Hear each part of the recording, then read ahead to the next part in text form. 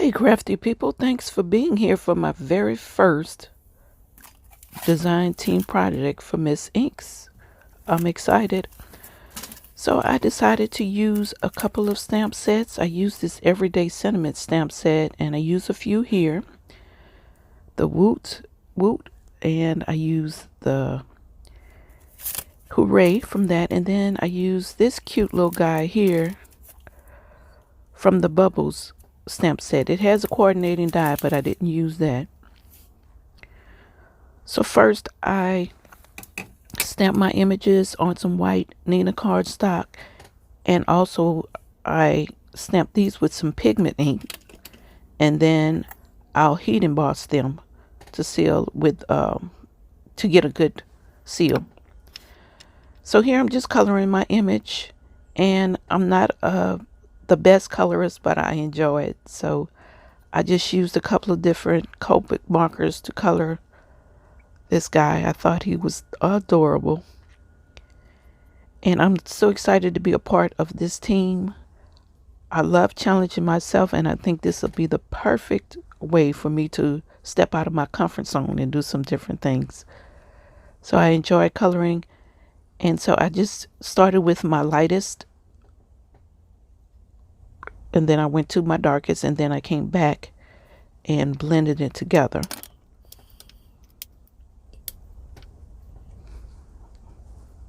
To get a good image. And with these little images, it's not really hard to mess them up because they're so small. So you won't see as many imperfections as you would in, say, a larger piece. So after I get done with the body, just blending the colors back together just to make an even transition. And I love this stamp set. I love all the images from this bubble stamp set. Really cute. I can see myself using it again.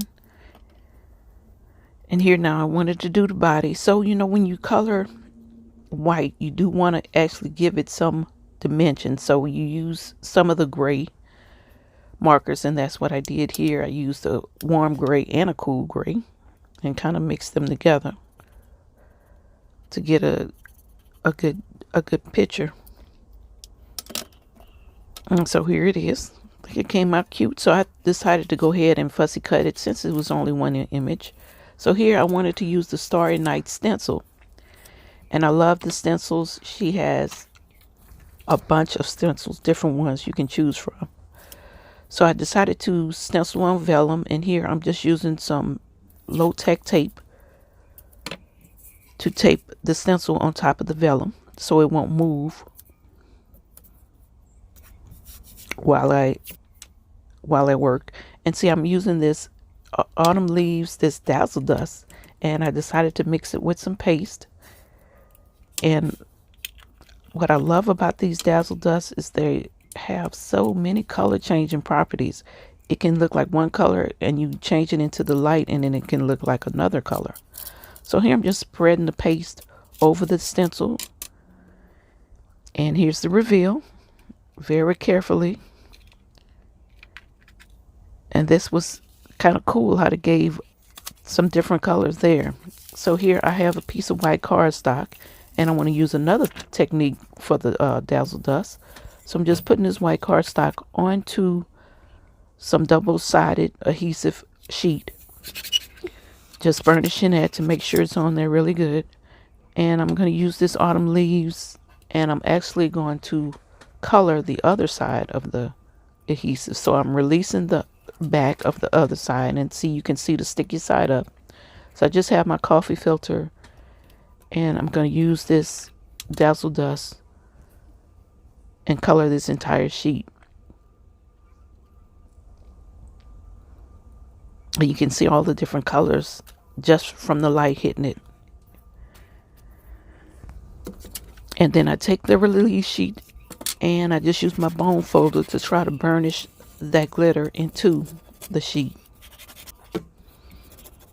And so you can actually see when I take my bone folder and rub it over it, it's changing colors from a green to more of a gold copper. Really pretty. I love that color changing property. And once I get that done, this is what I used to cut out my images. I used a die to cut some numbers from that, and I'll show you that in a bit. So I'm just putting the excess back into the jar. And I wanted to show you a trick. Those dusting cloths that you use for cleaning, they are perfect for getting this glitter up from your work surface. It gets every little bit. So I love those. And then I actually take the dusting cloth and just rub it across the piece. So I just wanted to show you how pretty that is. You can see the color, the different colors in the sheet. So there are my numbers. I'm going to die cut those out. And I'm going to save a piece of it because I want to use it for my card. So here's the pieces of my card. So we're going to make a 4 1/4 by 5 1/2 card. So I have a 4 1/2 by 11 sheet, a 1 by 11 strip, have my matting pieces, and I also have these panels, and these are 2 by 2 1/2. And then we have, this is the matting piece for the outside. So we begin by just folding our card base in half.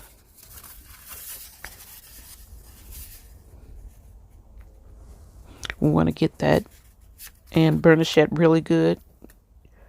Get a good fold.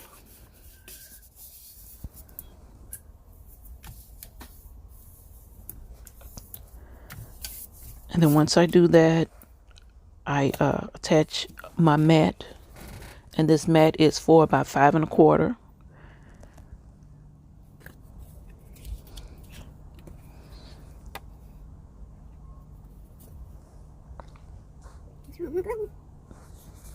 And I love this fold. This is called a W fold card, and you'll see why a little later.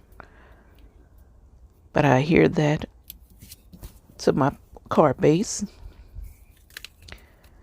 Then we want to go ahead and put in our panels. So these panels, the inside panels were 2 by 5 1/4. And this is just mainly for decoration purposes. If you use pattern paper, you may not need this, or it's your preference. Do whatever you like. It's your card, do it your way. I just love the way the gold gives a richness to the paper. So after I put my panels in, I put one in the top left corner and one in the bottom right corner. And after I do that, I take this strip and we want to make the folds. This will create our W. So we'll take it and we'll fold it in half. Then we'll take one side, we'll fold that inward and take and do the same on the opposite side.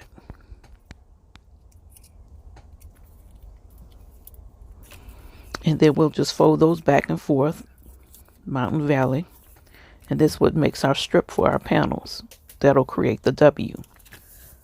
So we will glue one end. We'll only glue the 2 outer ends of this onto the inside panel of the card. And so what you want to do, you want to add your adhesive on that last panel.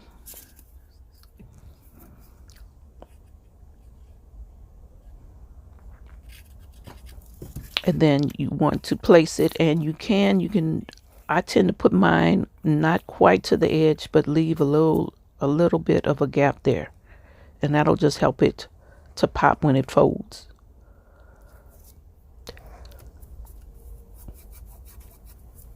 And you'll do that for the other side. Now, mind you, I'm putting these panels in, but of course, as I was getting carried away, I totally forgot about the vellum panels. And again, you want to add a little lip, just so it'll pop in the middle.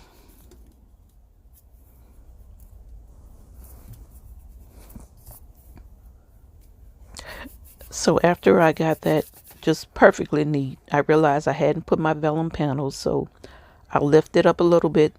Fortunately, the glue wasn't quite dry, and I'm just adding a little glue on where the pattern from the stencil was. That way you won't see it as much. And I'm just adding that to my panel.